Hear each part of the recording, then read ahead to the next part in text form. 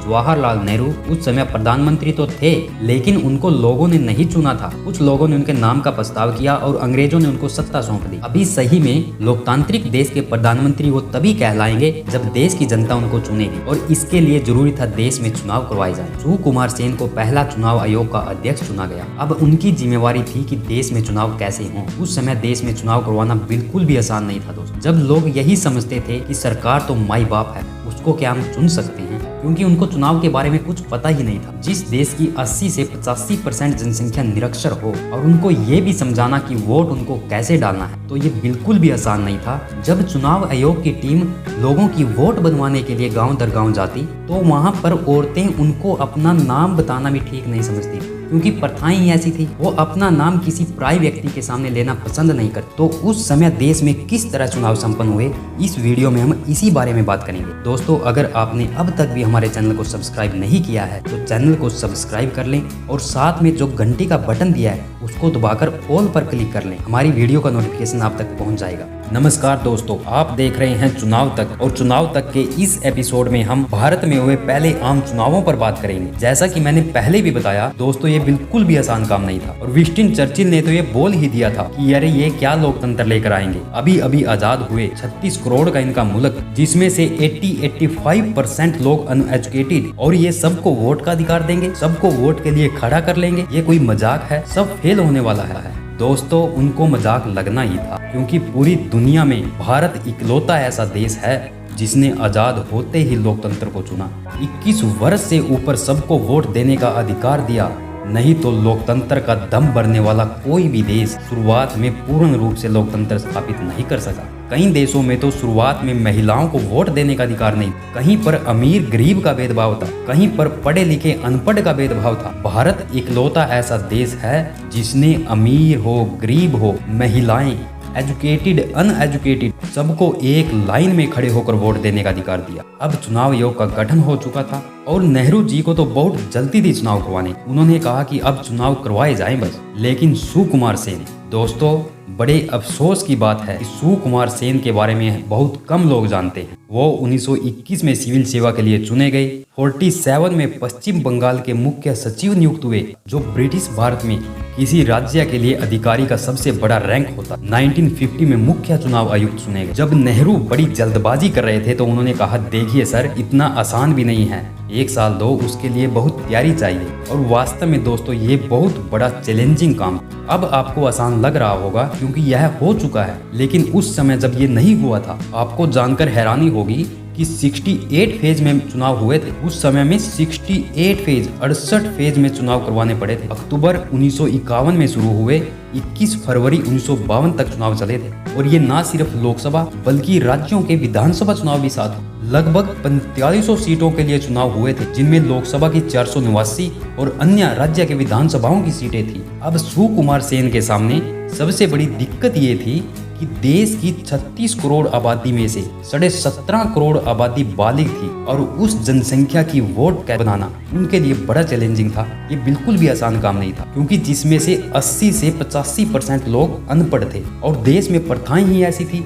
औरतें चुनाव कर्मियों को अपना नाम बताना पसंद नहीं करती थी। वो नाम की जगह पर बताती कि वो कोई किसी की बेटी बताती, कोई पत्नी, कोई बहू, खुद का नाम लेना पसंद नहीं करती थी किसी पराई व्यक्ति के सामने। उस समय चुनाव आयोग ने 16,500 कर्मियों को 6 महीने के लिए लगाया, जिनको ये जिम्मा सौंपा गया। जब इन कर्मियों ने ये डाटा इकट्ठा किया और चुनाव आयोग को भेजा, तो नाम की पहचान न होने की स्थिति में 28 लाख नामों को मतदाता सूची से हटाना पड़ा। उसके बाद ये भी बड़ा मुश्किल काम था कि लोगों को ये समझाना कि उम्मीदवारों की पहचान कैसे करें, क्योंकि उस समय भारत की बड़ी आबादी अनपढ़ थी। तो पार्टी या उम्मीदवार का नाम छपने से वो उनमें फर्क नहीं कर सकेंगे। तो चुनाव आयोग ने सभी उम्मीदवारों को चुनाव चिन्ह देने का फैसला किया। इससे अनपढ़ व्यक्ति के लिए भी पहचान करना आसान हो गया। पोलिंग बूथ पर पार्टियों के अलग अलग बॉक्स रखे गए। और क्या आपको पता है दोस्तों, उस समय जवाहरलाल नेहरू की कांग्रेस पार्टी का क्या निशान था? जिनको भी पता है कमेंट जरूर करें। और हाँ, आपके लिए थोड़ा आसान कर देते हैं, हाथ का निशान कांग्रेस का नहीं था। आप में से बहुत से लोग जानते होंगे, उस समय सुभाष चंद्र बोस की party all India forward block भी चुनाव मैदान में थी, और हाथ का निशान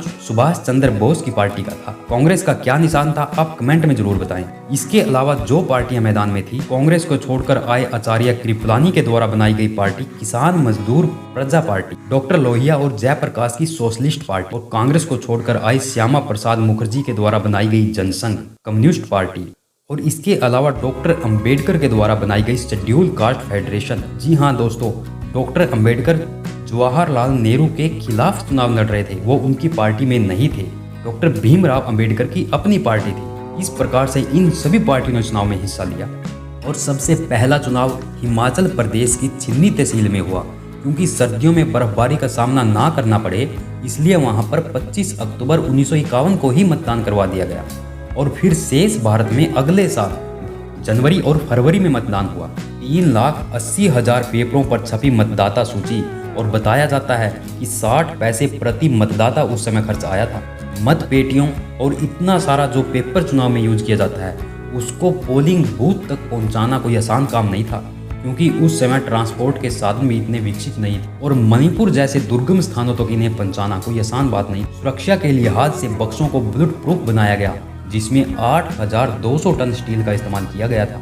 और उस स्याही को भी भारतीयों ने विकसित किया, जो एक विशेष उंगली पर लगाई जाती है, जिसमें ये पहचान हो कि इन्होंने वोट डाल दिया है, दोबारा वोट ना डाल सके। अगर हम चुनाव प्रचार की बात करें तो सभी पार्टियों ने अपने अपने तरह से चुनाव प्रचार में जोर लगाया। जवाहरलाल नेहरू ने इस समय चुनाव में बहुत सी सभाओं को और रैलियों को संबोधित किया। उन्होंने ट्रांसपोर्ट के सभी माध्यमों का इस्तेमाल किया, चाहे वो हवाई मार्ग हो, रेलवे हो, गाड़ी हो। जहाँ पर बोट में जाया जा सकता था, बोट में गए, क्योंकि नेहरू को लगता था कि देश में अनपढ़ लोगों की तादाद ज़्यादा है और पता नहीं वो अपनी बात को उन तक पहुंचा सकेंगे या नहीं। और आप परिचित ही होंगे दोस्तों, नेहरू के मन में अनपढ़ लोगों के लिए जो धारणा थी, और बाद में उन्होंने इसे माना भी। जब वो चुनाव जीत गए, उन्होंने कहा कि उनके विचार अनपढ़ लोगों के बारे में पलट गए हैं। तो सब लोगों ने अपने अपने स्तर पर चुनाव प्रचार किया, और जब चुनाव का रिजल्ट आया तो नेहरू प्रचंड बहुमत के साथ सत्ता में आए।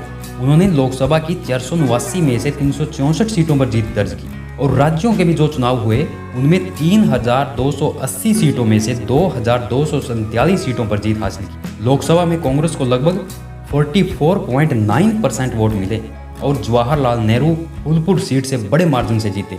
लेकिन उनसे भी बड़े मार्जिन से जीते थे सीपीआई के रवि नारायण रेड्डी। और इन चुनाव परिणामों में जिसने सबसे ज्यादा हैरान किया, वो दो बड़े दिग्गज जो चुनाव हार चुके थे। हाँ दोस्तों, जे.बी. कृपलानी चुनाव हार चुके थे, वो फैजाबाद सीट से मैदान में थे। और एक और बड़ा नाम डॉक्टर भीमराव अंबेडकर। डॉक्टर अंबेडकर भी अपना चुनाव हार चुके थे, वो मुंबई की उत्तर मध्य सीट से चुनाव मैदान में थे। इसके बाद भी डॉक्टर अंबेडकर ने 1954 में उपचुनाव लड़ा, और उसमें भी उनको हार का सामना करना पड़ा। लेकिन उस समय तक वो राज्यसभा के लिए चुन लिए गए थे। लेकिन आज डॉक्टर अंबेडकर के नाम से आप कितनी पार्टियां देश में देख सकते हैं जो उनका नाम ले लेकर चुनाव लड़ती हैं। उनका नाम लेकर लोग एमएलए बन गए, एमपी बन गए, मंत्री बन गए, मुख्यमंत्री बन गए।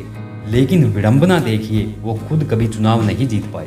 1951 में तो वो दूसरे या तीसरे स्थान पर भी नहीं, बल्कि चौथे स्थान पर थे। और जो कांग्रेस का उम्मीदवार चुनाव जीता था, वो उनके सहायक के तौर पर काम कर चुका था, काजरोलकर। हालांकि डॉक्टर अंबेडकर की पार्टी के 2 उम्मीदवार चुनाव जीते थे। इसके अलावा इन चुनावों में सीपीआई ने 16 सीटें हासिल की, जयप्रकाश और डॉक्टर लोहिया की पार्टी ने 12 सीटें, किसान मजदूर पार्टी ने 9 सीटें, और श्यामा प्रसाद मुखर्जी की चर्चा करना अहम हो जाता है। तो उस समय तो उनकी पार्टी को कोई खास कामयाबी नहीं मिली, लेकिन जो नींव उन्होंने रखी थी, आज वही एक प्रचंड बहुमत की सरकार चला रही है। जी हाँ, श्यामा प्रसाद मुखर्जी की जनसंघ को उन चुनावों में केवल 3 सीटें मिली थी, और यही जनसंघ फिर बीजेपी बनी। उसके बाद 3 सीट से 303 सीट पर पहुंचकर ये प्रचंड बहुमत की सरकार आज चला रही है। इस तरह से जब ये चुनाव संपन्न हुए तो भारत ने दुनिया में सबसे बड़े लोकतंत्र की नींव रख दी थी, और चर्चिल जैसे लोगों को भी हैरान कर दिया कि एक देश में लोकतंत्र कैसे स्थापित किया जा सकता है। ये जानकारी आपको कैसी लगी दोस्तों, कमेंट करके जरूर बताएं।